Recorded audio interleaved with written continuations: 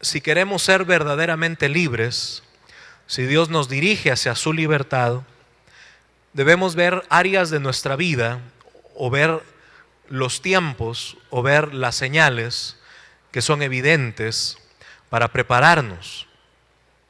Todos tenemos diferentes luchas, todos tenemos diferentes tentaciones.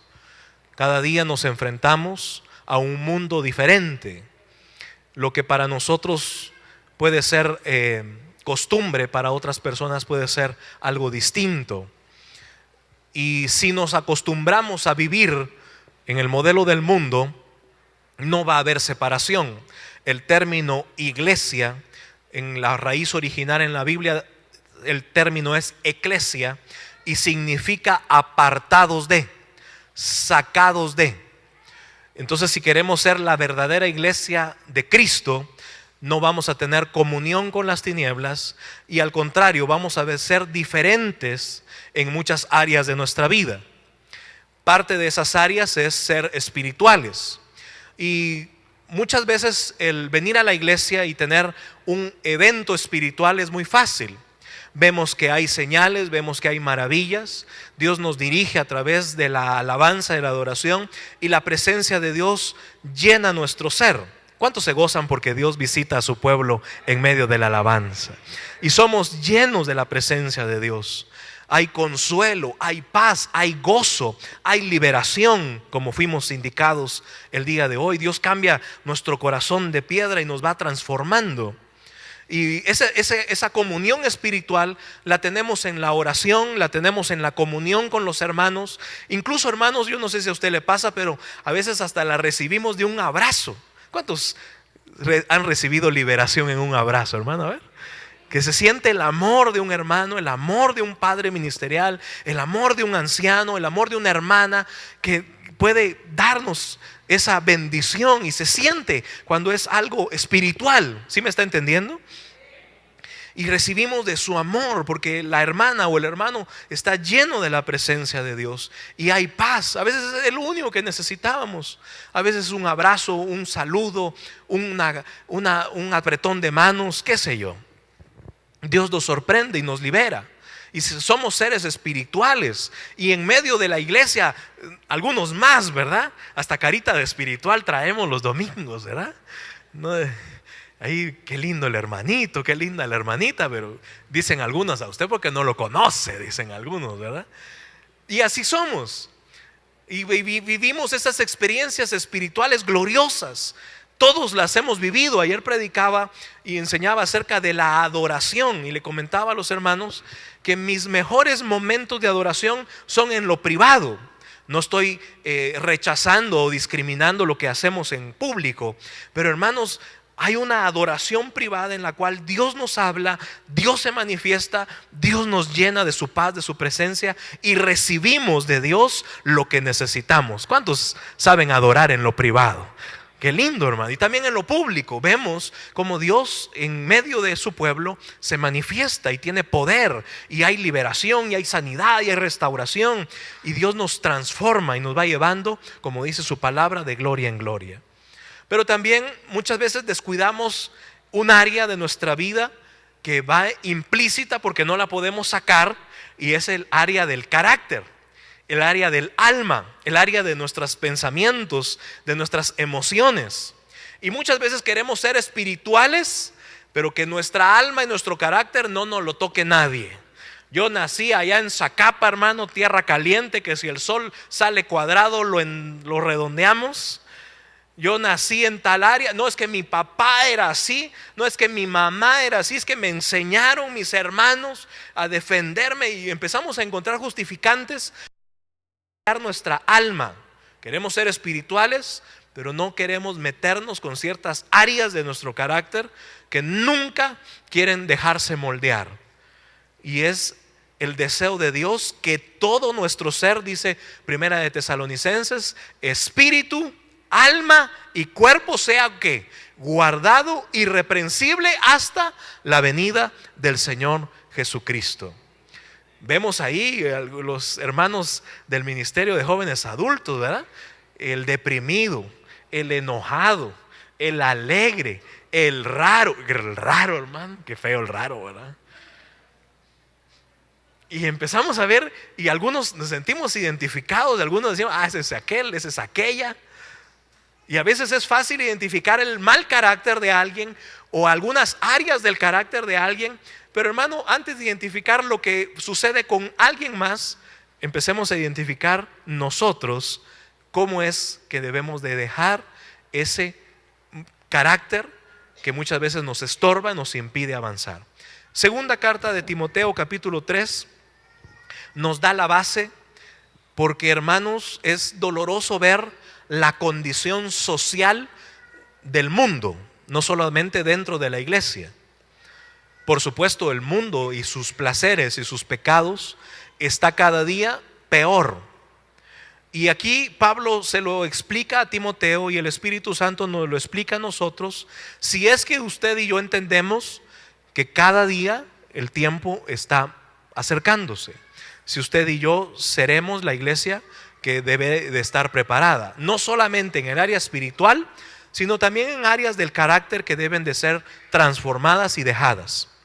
Segunda de Timoteo 3 dice, también debes saber esto, que en los postreros días, fíjese, Pablo logró proféticamente cómo iba a ser el carácter de los hombres de los postreros días. Literalmente no solamente estaba viendo ese reino celestial que Juan vio en el libro de Apocalipsis, y Pablo, hermano, cuando usted lee la Biblia dice, fue llevado un hombre al tercer cielo, no sé si en el espíritu o no sé si en la carne. ¿Qué vio Pablo ahí arriba? Y dice, ese hombre le fueron mostradas cosas que no le es permitido contar. ¿Qué vio Pablo de ese reino espiritual que no le fue permitido contar? Pero sí Pablo en la segunda carta de Timoteo dice, en los postreros días, como que logró Dios revelarle a Pablo cómo iban a ser las siguientes generaciones que estaban viniendo o que están acercándose. Y nosotros, hermanos, somos esas generaciones de estos postreros días. Vendrán tiempos peligrosos, porque, y hay una razón, no solamente se dice habrán tiempos peligrosos, ¿verdad? Hay gente que juega con el miedo, principalmente gente muy mística, ¿verdad? Que no, que ya y ahora y prepárese y Dios guarde si se va y le va a caer el cielo, y empiezan a meterle temor a la gente en lugar de decirle el por qué. Pablo vio los tiempos postreros y también explica la razón del por qué. Habrá hombres amadores de sí mismos, y esa la pone Dios en esa primera circunstancia, y quisiera yo hablar un poco de esto en esta mañana. Habrá hombres en los postreros tiempos amadores de sí mismos. Después pone ahí a otra área de gente que es avara. Avaro es aquel que ama más al dinero que a Dios. Avaro es aquel que su raíz de su corazón, de su tesoro, está en las posesiones materiales, que está pensando solo en lo natural.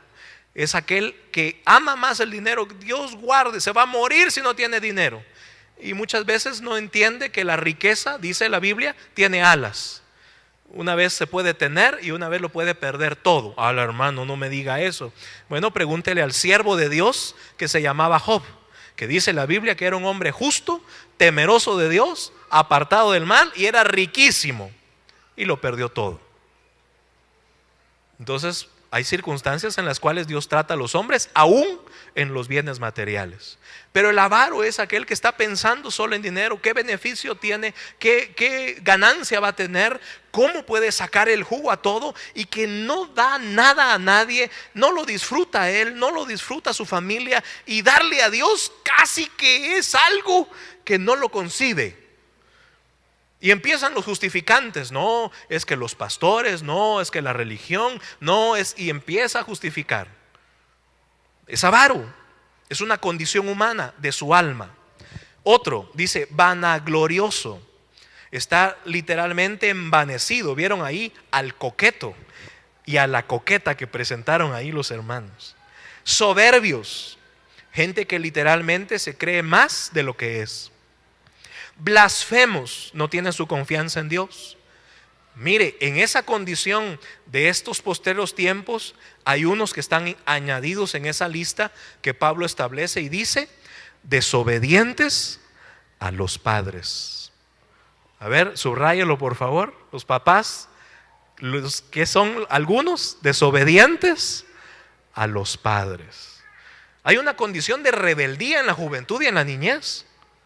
Ahí va ligada la rebeldía al corazón del niño, dice. Y si hay un padre prudente, si hay una madre diligente, va a corregir, va a direccionar, va a establecer límites para que el hijo o la hija esté dentro de esos límites.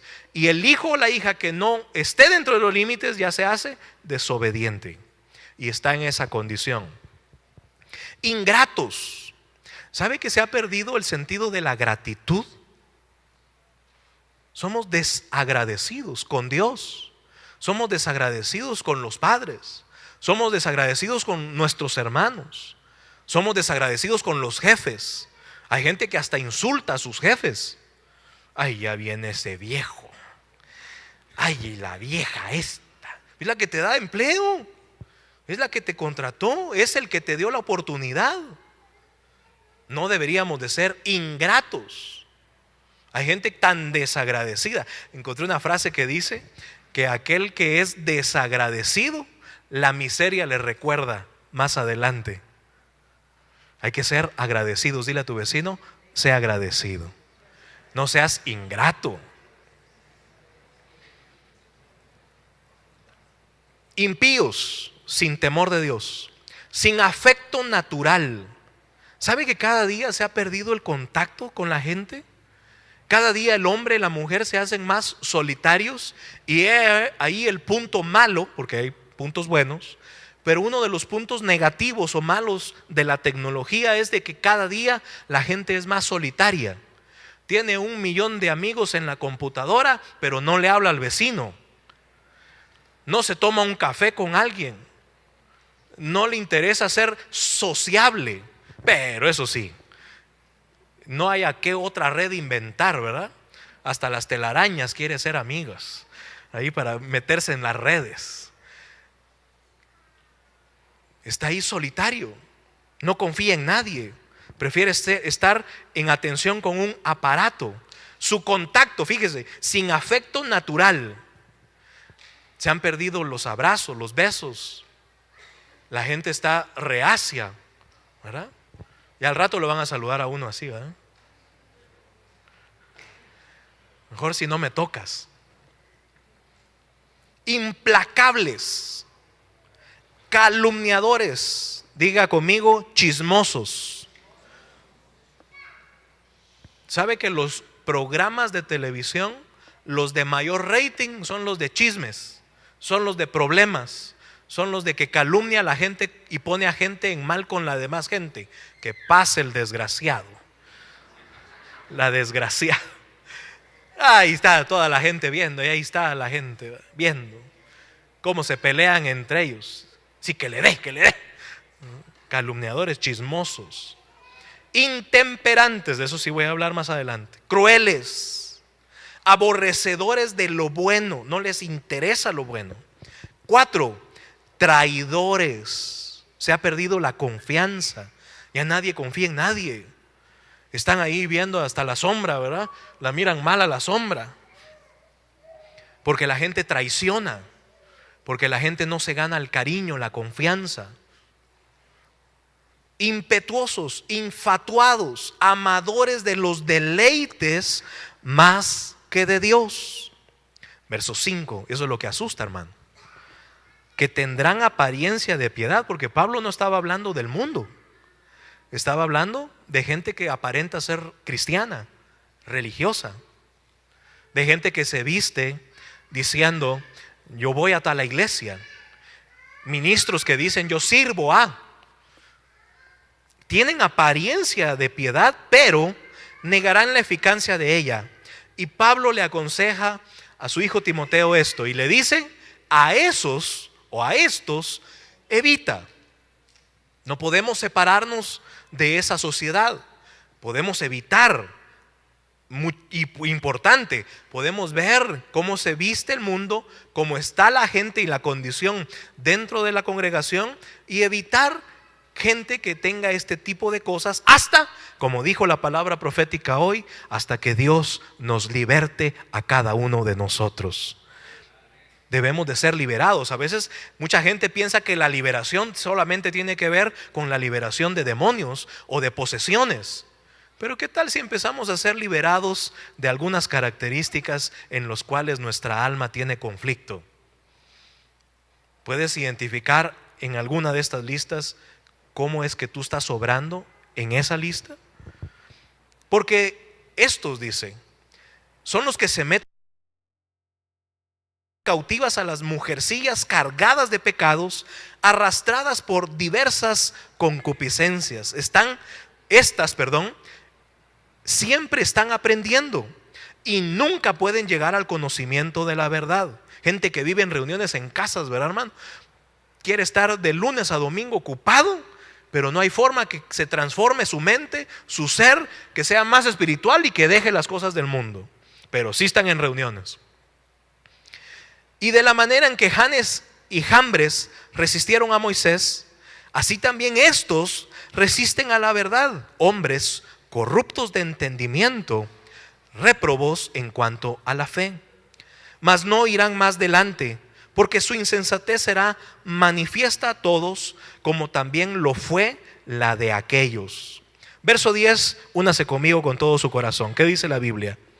Pero tú has seguido mi doctrina, conducta, propósito, fe, longanimidad, amor y paciencia. Y termina ese versículo 10. Pero también tú has seguido las persecuciones, los padecimientos, como los que me sobrevinieron en Antioquía, en Iconio, en Listra, persecuciones que he sufrido, y de todas me ha librado el Señor. Verso 12, ahora vuélvase a unir conmigo. Y también todos los que quieren vivir piadosamente en Cristo Jesús padecerán persecución. Léalo nuevamente. Todos los que quieren vivir piadosamente en Cristo Jesús padecerán persecución. Más los malos hombres y los engañadores irán de mal en peor, engañando y siendo engañados. Pero tú persiste en lo que has aprendido y te persuadiste, sabiendo de quién has aprendido.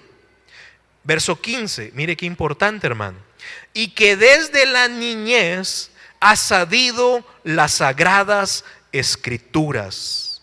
Vuélvalo a repetir ese versículo 15 que dice: y que desde la niñez has sabido las sagradas escrituras, las cuales te pueden hacer sabio para salvación por la fe que es en Cristo Jesús.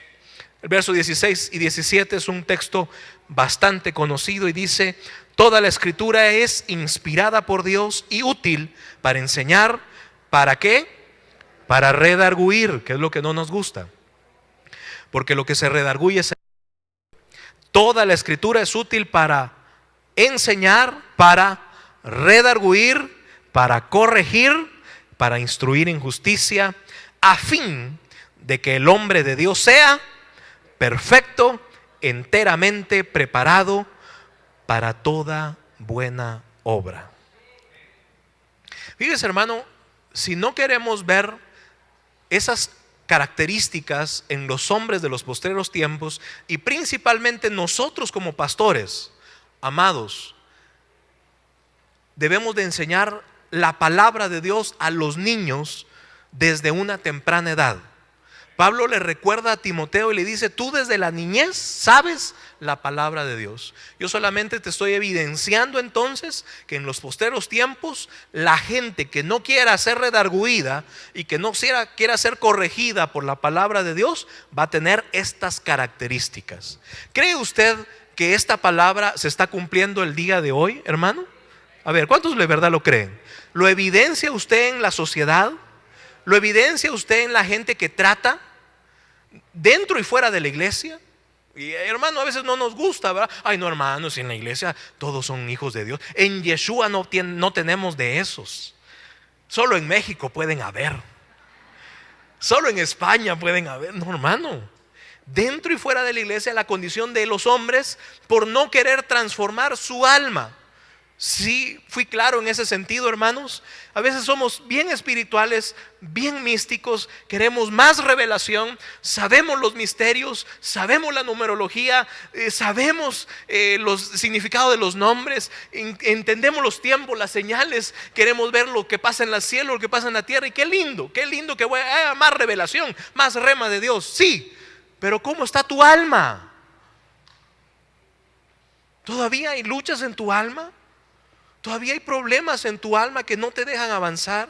¿Que te impiden incluso relacionarte con tus seres más cercanos? Matrimonios que tienen problemas con este tipo de características.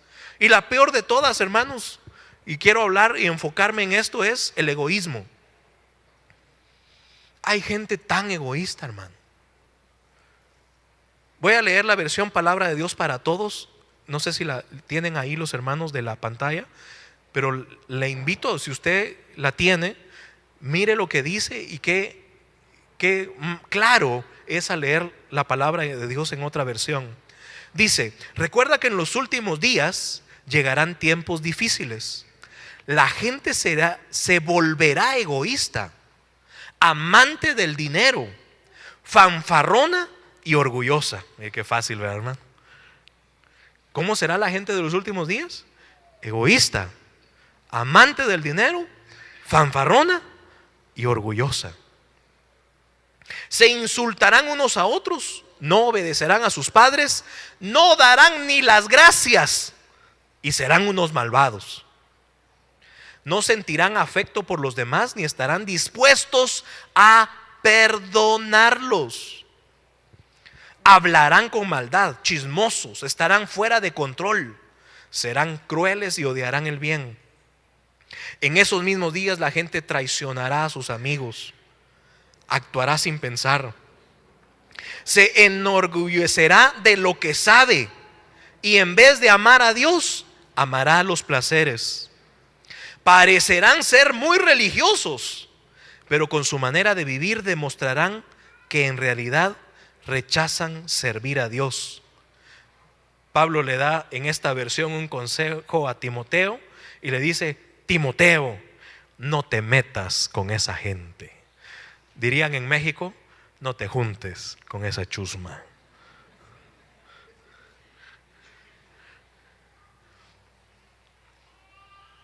Ahora la pregunta es: ¿seremos de los religiosos que no queremos transformar el alma? Tendremos apariencia de piedad, de servir a Dios, pero hay cosas en nuestra alma que no podemos ni siquiera perdonar a nuestro hermano, que no podemos atrevernos a servir. Hay tanta vanidad, el egoísmo, el ser amador de sí mismo, el ser amador de los deleites. ¿Sabe? El ser amador de los deleites, si quiere anotarlo, es idolatría por el mundo y por sus placeres. Es una idolatría, hermano, amar más los deleites que a Dios. ¿Sabe? Hay gente que ama más su comodidad que a Dios. ¿A qué horas empieza el culto? A las 10. Como a las 11:30 llego porque estoy cansado. Es el único día que descanso. Y mentira, porque llega viernes, tira las pantuflas y desde el viernes descansa. Pasa todo el sábado y pasa todo el domingo. Y le siente un sacrificio levantarse un poquito más temprano con el deseo de servir y amar a Dios. Para muchos es una carga decir: voy a servir a Dios en algún ministerio porque tengo que prepararme, tengo que dejar muchas cosas. ¿Amas más los deleites que a Dios? ¿Te amas más a ti mismo? ¿Hay tanto egoísmo? Hay una palabra que muchas veces se confunde, hermano, y se llama impetuosos. Ya lo leyó. ¿Sabe qué es un impetuoso?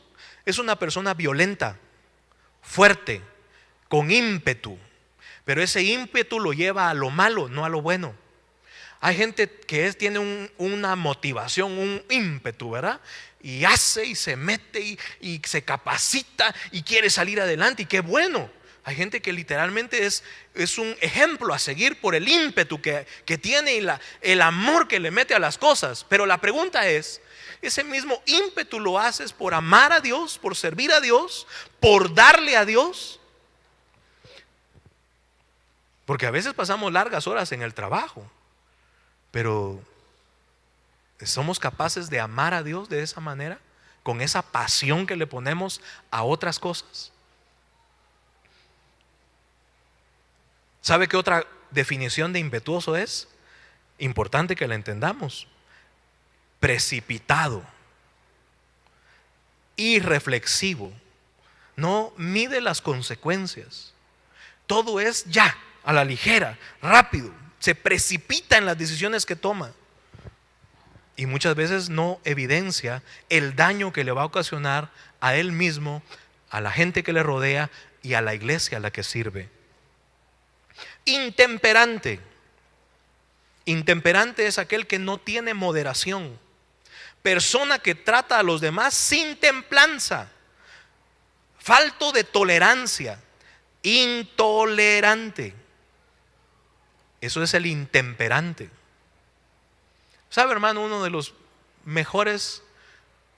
mejores muestras de un creyente debería de ser que aprendamos a tolerar a los demás. Y óigame acá, aunque piensen diferente que nosotros. ¿Sabes? Hay gente que es tan religiosa que no acepta que hay alguien que pueda amar a Dios diferente, servir a Dios diferente, pensar diferente, con una manera distinta que como él está acostumbrado. ¿Sabe? A muchas de las personas les debería de hacer Dios un llamado para ir a visitar otras regiones, otras naciones y otras iglesias, otras culturas. Porque muchas veces solamente nos llenamos de prejuicios. A veces ni siquiera sabemos y aceptamos los prejuicios que otra gente nos impone. Es que ese ritmo no es de Dios. ¿Seguro? Pero allá se manifiesta la presencia de Dios diferente. Pero allá sirven a Dios diferente, allá oran diferente. Y es Dios el que obra. Pero no toleramos a aquellos que pueden pensar o hacer las cosas distintas. Proverbio 18:2, búsquelo. La nueva versión internacional dice: al necio no le complace el discernimiento, tan solo hace alarde de su propia opinión. Ni siquiera tienes la capacidad de discernir si eso es algo que Dios quiere que se haga. ¿No toleras a alguien que te lleve la contraria o que piense distinto? ¿Te has hecho tan intemperante que no toleras ni siquiera la opinión de tus seres queridos, de tus maestros, de tus pastores? ¿Crees tener siempre la razón? Hay cosas que Dios nos va a liberar en esta mañana, hermanos. ¿Cuántos quieren ser verdaderamente libres? Veamos un poco más acerca del egocentrismo y del egoísmo del siglo XXI. El egocentrismo es la característica que define a las personas que creen que sus propias opiniones e intereses son más importantes que las de los demás. Antes decíamos que cada quien miraba el derecho de su nariz, ¿verdad? Solo lo que a él o a ella le conviene. Así se vive en este mundo, cada día más centrados en el egoísmo, en el egocentrismo. Egocentrismo también es la exagerada exaltación de la propia personalidad hasta considerarla el centro de la atención y actividades generales. Literalmente, mucha gente se cree que todo gira alrededor de ellos. Si algo pasa es por ellos, y si algo no pasa es por ellos también. Que los padres deberían estar sujetos a su disposición, que el pastor debería de obedecerle y de seguir las sugerencias o las opiniones, que el gobierno debería de actuar. ¿Ya se está identificando? Nos sentimos la última Coca-Cola del desierto. Creemos tener siempre la razón, que todo gira alrededor nuestro. Eso es ser una persona egoísta y vivir con el egocentrismo exagerado.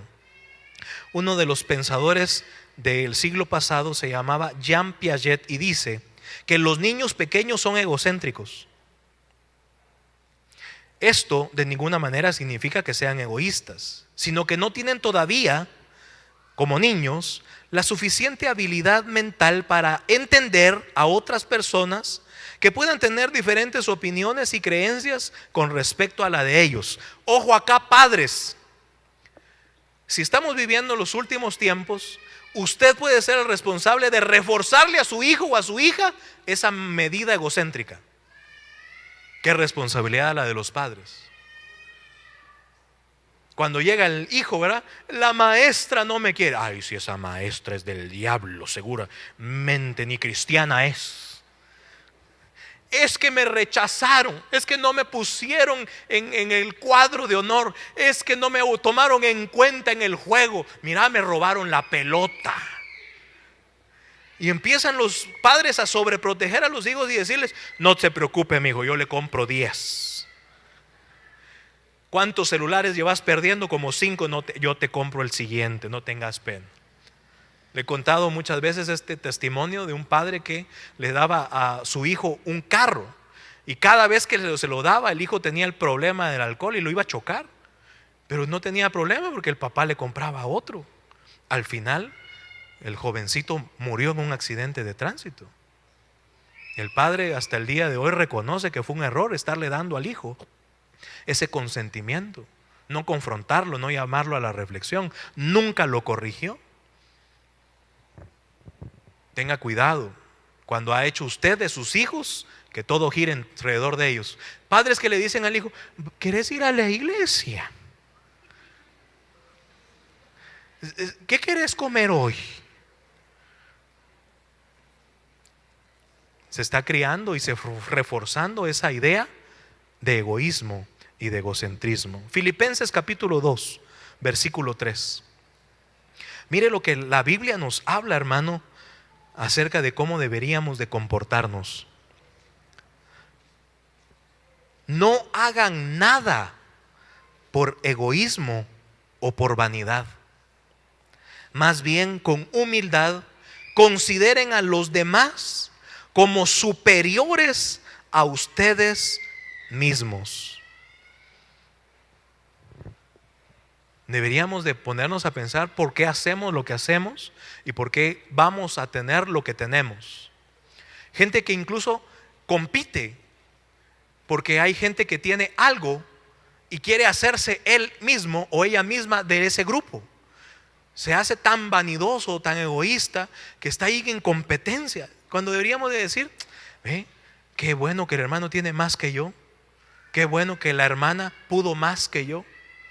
Como superiores a nosotros deberíamos de tomar a los demás con humildad. ¿Sabe que el término humildad ya no se predica?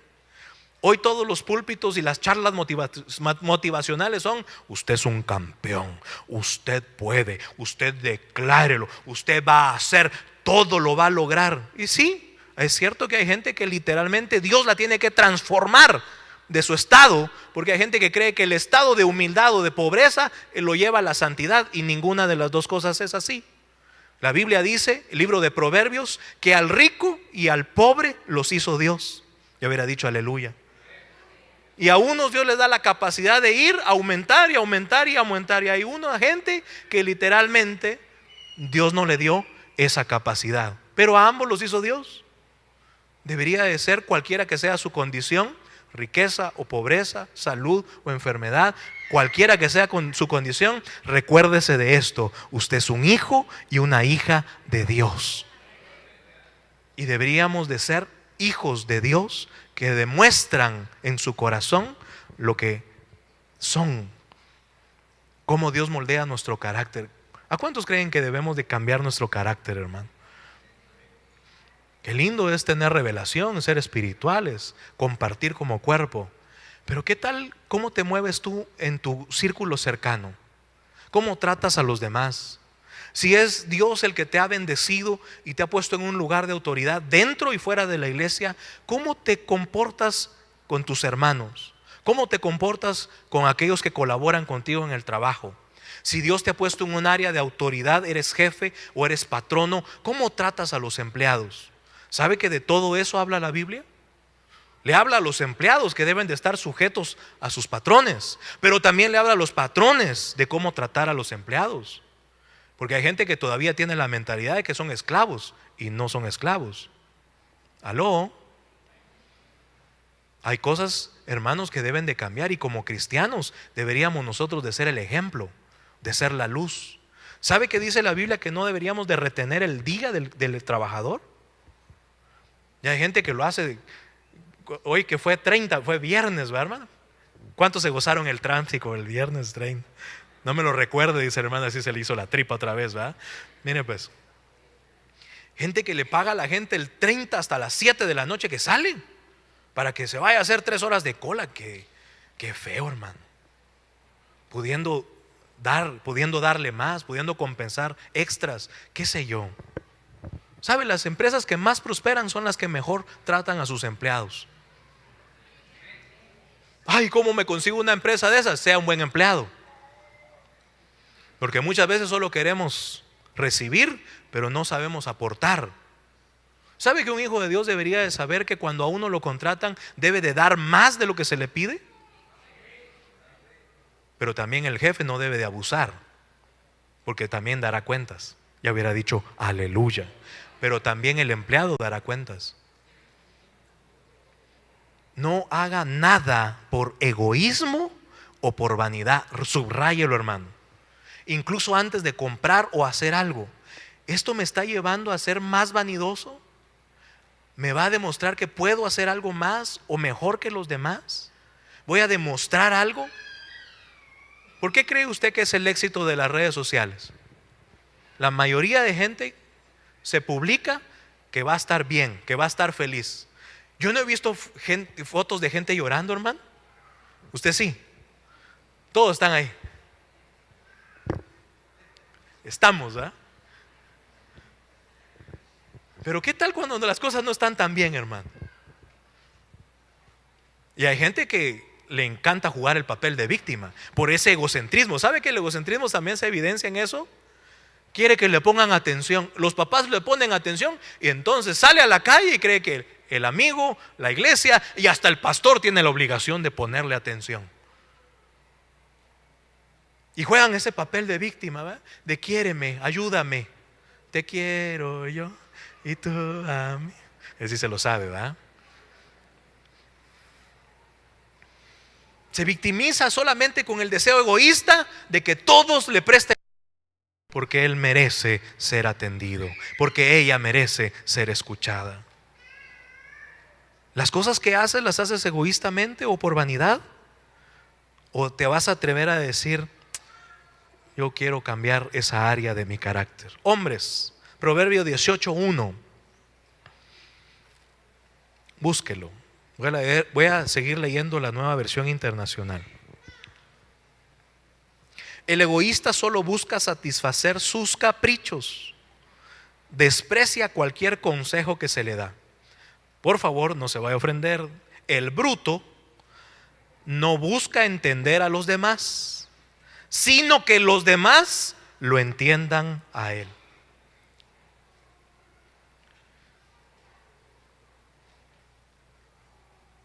El egoísta siempre piensa, ¿y yo qué gano? ¿Qué obtendré?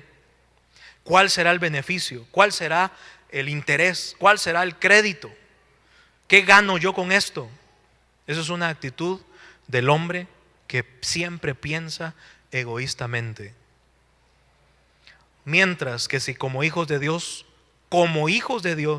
tenemos el amor del Padre, podemos decir, ¿y yo qué puedo dar? ¿Y yo qué puedo ofrecer? ¿Se da cuenta cómo nos marca muchas veces la actitud del mundo? Y nos obliga. Y como todos lo hacen, ¿y qué voy a ganar yo? ¿Y yo qué voy a obtener?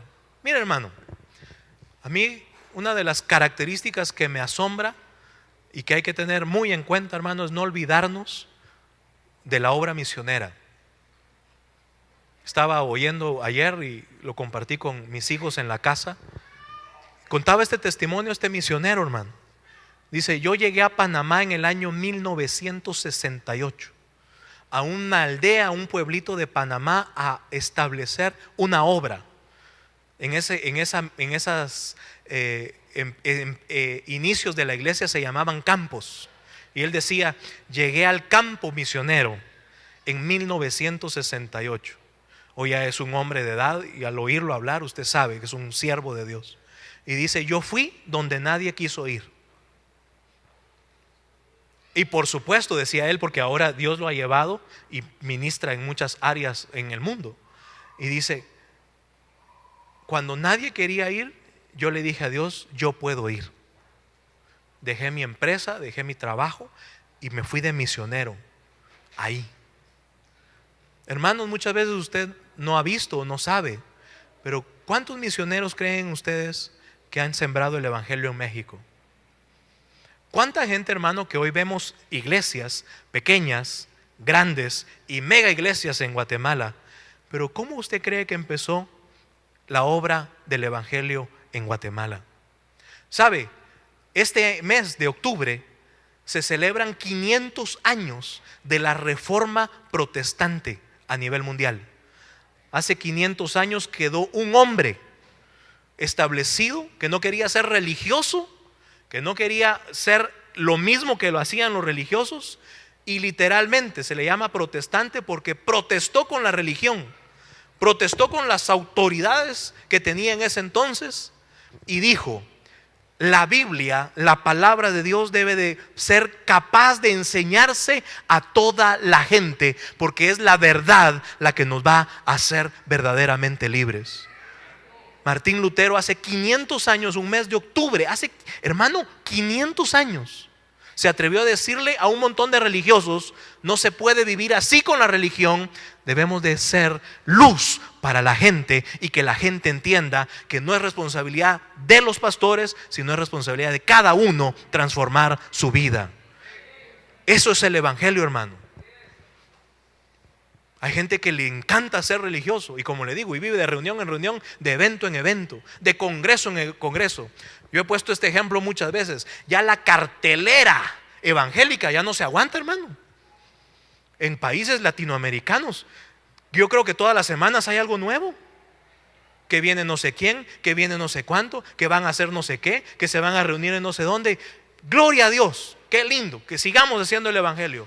Pero la pregunta es: ¿será la iglesia transformada o será acomodar el modelo del mundo a la iglesia?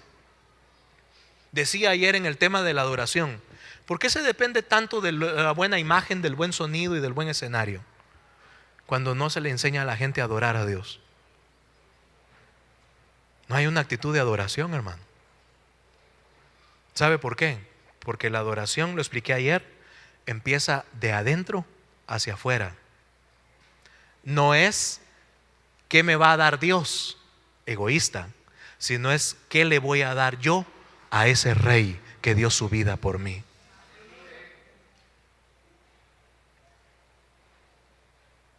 El egoísta siempre está pensando: ¿y yo qué gano? ¿Y por qué? ¿Y qué voy a recibir? Y hay gente que se atreve a decir: ¿y qué pasó en la iglesia? Nada. ¿Cómo estuvo la reunión? ¿Así estuvo? ¿Y será culpa del ministro, de la alabanza, de la gente? ¿O será tu condición de cómo llegaste orgulloso, sin necesidad de Dios? Mujeres, Proverbio 28-25. El egoísta arma líos, pero el que confía en el Señor prosperará. Proverbio 28-26. El que confía en sí mismo es un bruto, pero el sabio escapa del desastre. Verso 27, para todos: el que ayude a los pobres siempre tendrá lo necesario. Subráyelo, tómelo, practíquelo. El que ayude a los pobres, ¿qué dice? Siempre tendrá lo necesario. Y el que se niegue a ayudarlos pasará muchas dificultades.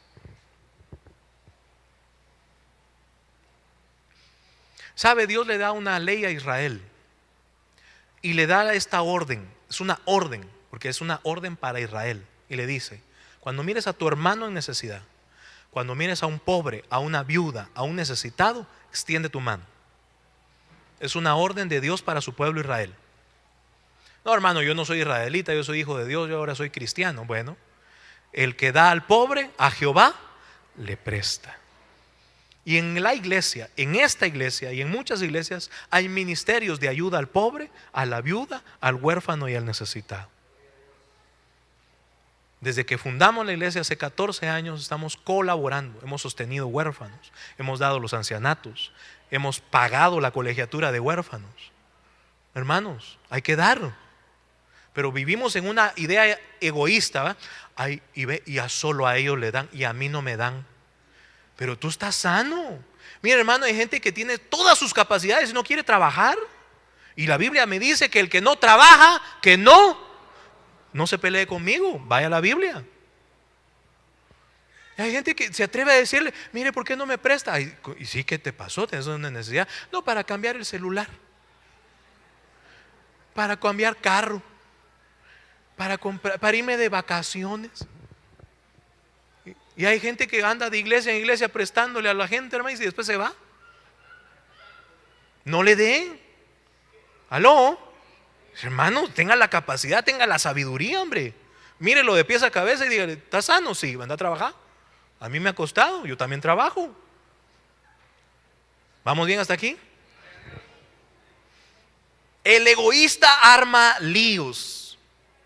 La mayoría de gente que tiene egoísmo en su corazón, que quiere satisfacer sus necesidades, mira con quién se pelea, hermano. Mire, se levanta y empieza a pelear con el espejo. Ay, qué feo sos. ¿Cómo amaneciste? Ya te salió otra arruga, mira. No puede ver a la gente tranquila porque va a meterle ahí algún pleito por su egoísmo. Marcos capítulo 8.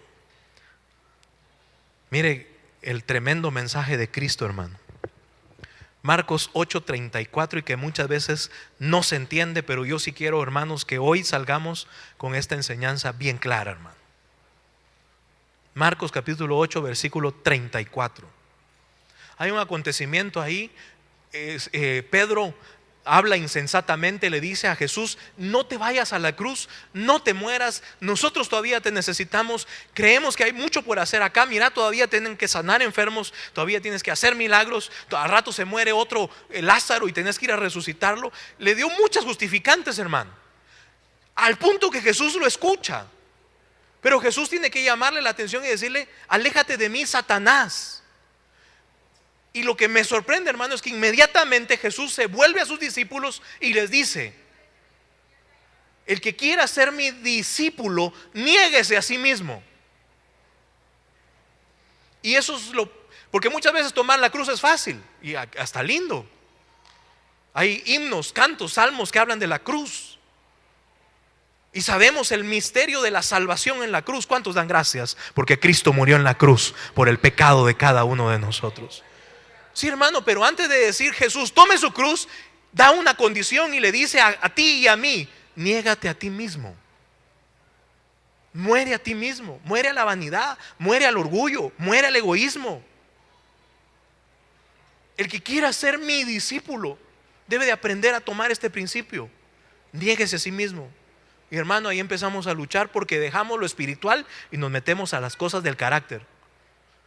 Le voy a hablar de esto, hasta la sujeción. Hay gente que es insujeta por naturaleza. Y están los jefes, no obedecen. Llega con su padre, no lo obedece. Llega a la iglesia y no obedece, no puede seguir instrucciones. Hermanos, hay que venir a tal hora. Hermanos, hay que usar uniforme. Ah, no, aquí a mí el pastor a mí me hace los mandados. Total, no se da cuenta. Hermanos, hay que diezmar. Hermanos, vengan a la oración.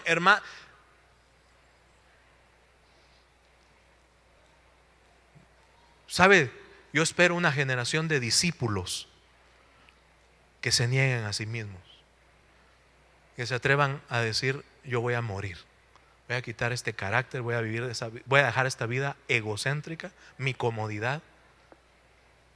Mucha gente quisiera ir a las naciones, y qué privilegio el que Dios nos da. Pero mucha gente no sabe los sacrificios, la hora de desvelos, la gente que se hay que atender, la cantidad de tiempo, la discriminación que hay dentro de los mismos hermanos, las incomodidades, porque muchas veces no somos tratados como siervos, sino como obreros. Y por eso recordé esta enseñanza de este misionero. Ahí no había nada, dice. Llegó a Panamá y no había ni un convertido en la aldea, hermano, ni uno. Y ahí lo mandaron. No seamos ingratos, hermanos, a jugar al evangélico. Hay gente que hasta el día de hoy, por su egoísmo, ni siquiera puede dar sus diezmos ni sus ofrendas. Son tan egoístas. Pero sí tienen para sus lujos, sus placeres. Si alguno quiere venir en pos de mí, niéguese a sí mismo. Y eso es lo que más nos cuesta, hermano. Negar nuestra manera de ser, de pensar. Sin ir tan lejos, ¿por qué no perdonas? Óigame acá, ¿por qué no toleras a tu hermano que piensa diferente que tú? ¿Sabe? Mucha gente del viaje que acabo de realizar me dicen: mira, ¿y cómo es Alemania? ¿Y sabe qué? Yo me mudaría inmediatamente a ese lugar. Y no hablo un pelo de alemán, pero voy a aprender en el nombre de Jesús. ¿Y por qué? ¿Sabe por qué? Porque la gente es cordial. ¿Sabe por qué? Porque esa gente está viviendo ensimismada. Porque esa gente está viviendo sola. ¿Sabe qué me topaba yo ahí? Con gente comiendo solita, hermano. La gente ahí viviendo, ahí en la cicla, ¿verdad? No se hablan en nada, ni se saludan, con cara así, de perro alemán, pastor alemán. Y uno, ¿verdad, hermano? De latino, ¿verdad? Sonriente, y yo peor, ¿verdad, hermano? Y en inglés, hermano, en español. Pero ¿sabe qué es lo que veo yo en esas condiciones, en esas áreas? Y en muchas áreas, que no importa la región donde estés, que lo que la gente necesita es el amor de Cristo. Pero vivimos tan ensimismados que decimos: esos no necesitan, que se mueran. No, hermano. Si ese mismo Cristo que murió en la cruz por ti, murió también por ellos. Porque de tal manera amó Dios al mundo, que dio a su Hijo Jesucristo. Pero ¿dónde estarán los valientes que se atrevan? ¿Dónde estará la gente que pueda decir: esta persona necesita una palabra de Dios, un aliento, una sonrisa? Pero queremos que se nos atienda, que se nos sirva, que se nos llame. ¿Cuándo estarás dispuesto a tú a negarte a ti mismo y empezar a dar tú el amor que dices que tienes, la sabiduría que Dios te ha dado? Si tanta revelación tienes, ¿por qué no asistes a un discipulado? ¿Por qué no abres tu casa? Si tanto dinero tienes, ¿por qué no lo das al Señor por amor a la obra de Dios? Niéguese a sí mismo. El cristiano debería de ser un verdadero discípulo. Tome su cruz y sígame, porque todo el que quiera salvar su vida la perderá, y todo el que pierda su vida por causa de mí y del evangelio lo salvará. Jesús hablando, hermano. Porque ¿qué aprovechará el hombre si ganare todo el mundo y perdiere su alma? ¿O qué recompensa dará el hombre por su alma? Termina Jesús diciendo: porque el que se avergonzare de mí y de mis palabras en esta generación adúltera y pecadora, el Hijo del Hombre se avergonzará también de él cuando venga en la gloria de su Padre con los santos ángeles. ¿Le estaría hablando Jesús solamente a esa generación o estaría hablando a toda la generación, como dice Pablo, de los tiempos postreros? No caigamos en el egoísmo, hermano. Iglesia, no caigamos en la vanagloria. No somos mejor que nadie, hermano. Al contrario, al ver las necesidades, deberíamos de esforzarnos en dejar de ser nosotros mismos y empezar a dar por el amor a Dios. En el matrimonio, uno de los graves problemas que se tienen es el egocentrismo. Proverbio 28:22 dice: el egoísta solo piensa en enriquecerse y no se da cuenta de que está de arruinarse. Gente que no perdona ni a su cónyuge, gente que no sabe tratar a su cónyuge, siempre está diciendo: dame, muéstrame, quiéreme. Eso es lo peor que puede pasarle a un matrimonio, hermano. Cuando un matrimonio se cansa de dar, mucha gente llega con ese problema. No son infieles, pero se acabó. Ya no voy a hacer lo que antes hacía, ya no voy a decir lo que antes decía, ya no te voy a mostrar lo que antes mostraba. Y sabes, una actitud egoísta. Si hay verdadero amor, el verdadero amor echa fuera todo temor. El matrimonio cristiano debería de ser de dos que siempre están dando en lugar de estar recibiendo. Pero si creemos el modelo del mundo de dame, quiéreme, ayúdame, muéstrame, están en los mismos problemas que el mundo está, en los mismos divorcios que el mundo está, en los mismos infidelidades que el mundo está. La pareja se debe de empeñar en cuidar bien al otro, aunque sea imperfecto.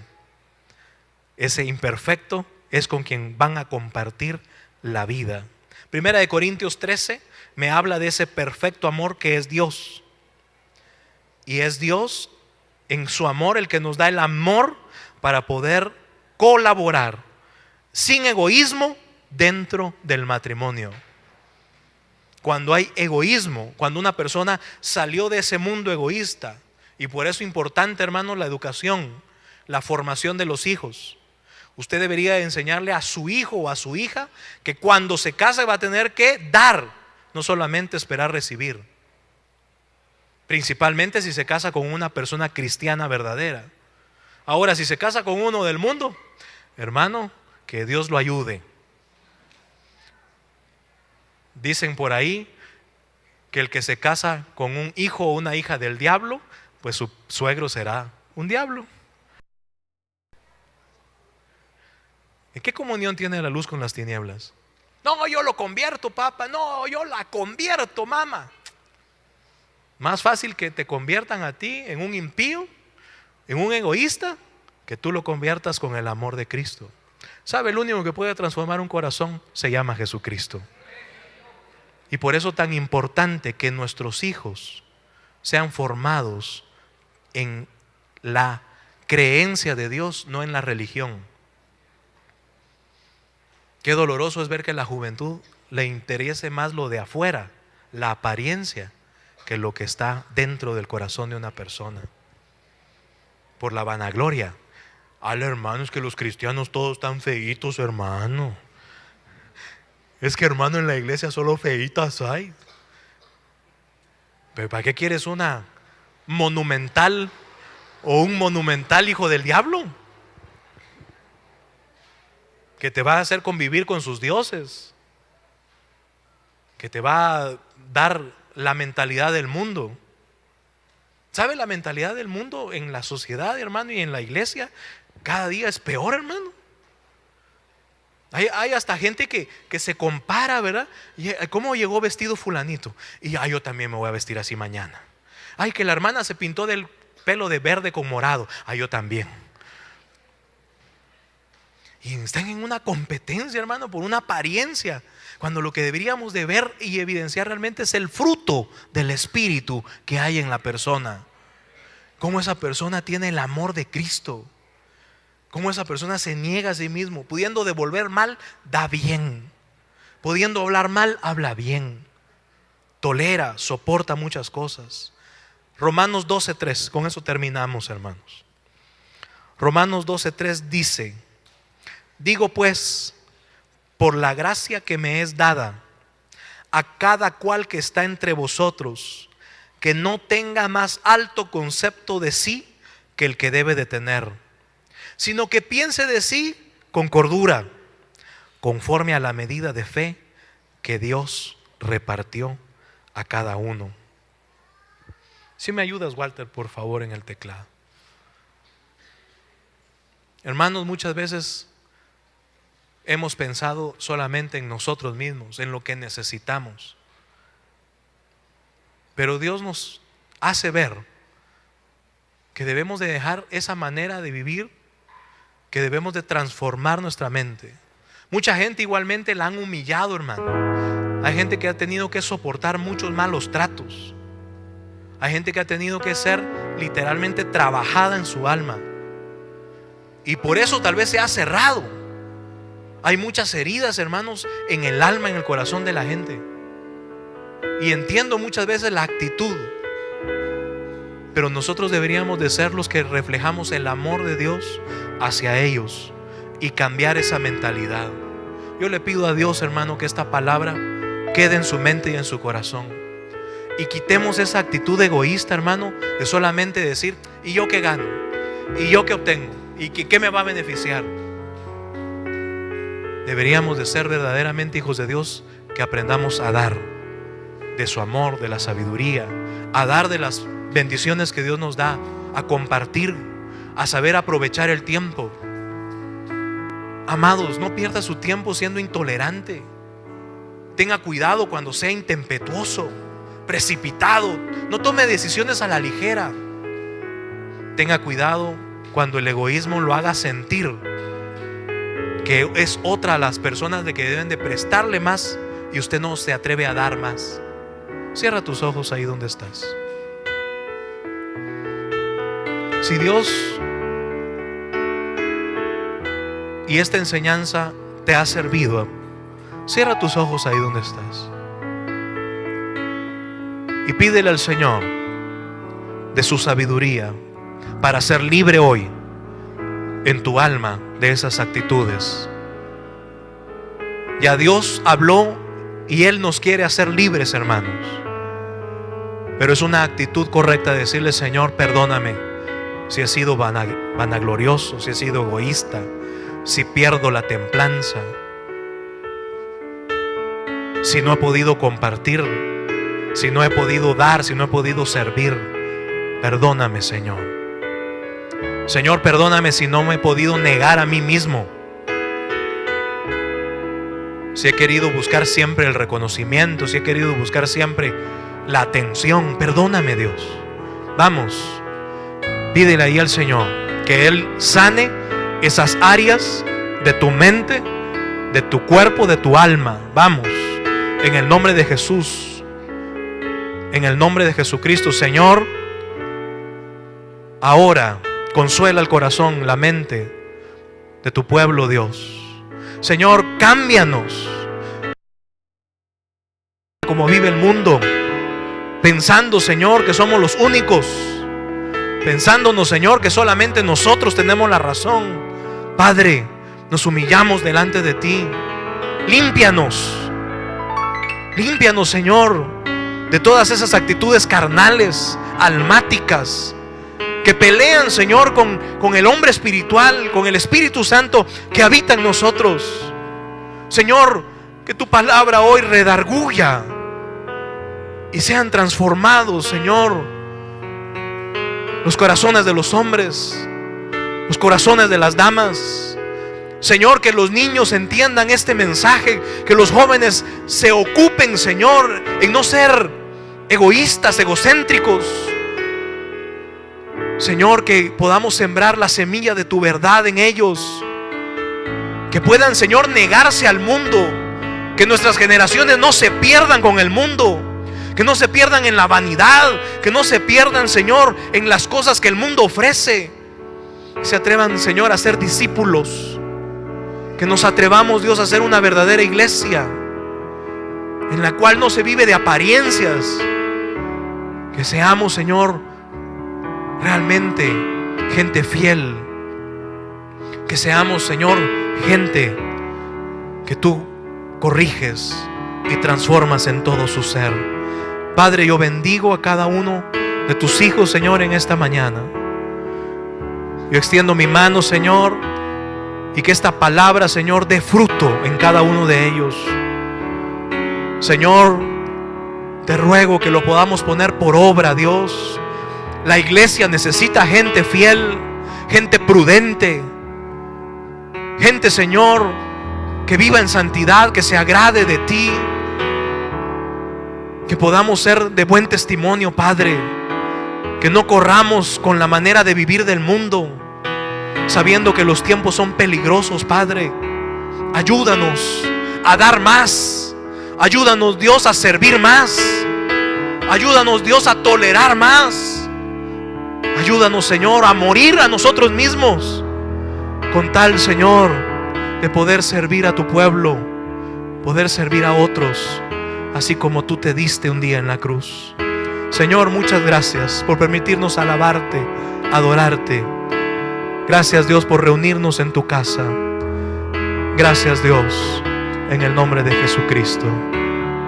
Amén.